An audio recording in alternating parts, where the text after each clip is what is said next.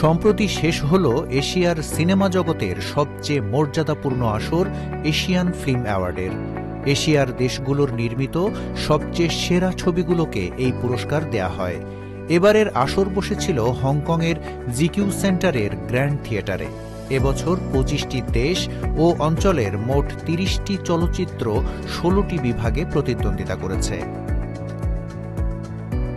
জাপানি চলচ্চিত্র টেকি কমেত ছবিটি ৬টি বিভাগে মনোনয়ন পায়, যার মধ্যে ছিল সেরা চলচ্চিত্র, সেরা পরিচালক, সেরা অভিনেতা এবং সেরা পার্শ্ব অভিনেত্রী। কোরিয়ান পরিচালক জাং জে হিউনের এক্স হিউমা ১১টি মনোনয়ন পেয়ে এবছর সর্বাধিক মনোনীত চলচ্চিত্র ছিল।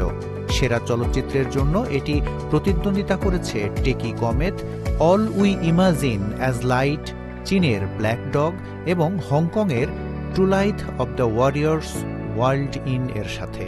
অনুষ্ঠানে জাপানের কিংবদন্তি অভিনেতা ইয়াকুশো কোজি আজীবন সম্মাননা পুরস্কার পেয়েছেন। তিনি পারফেক্ট ডেইজ চলচ্চিত্রে তার অভিনয়ের জন্য কান চলচ্চিত্র উৎসবে সেরা অভিনেতার পুরস্কার জিতেছিলেন।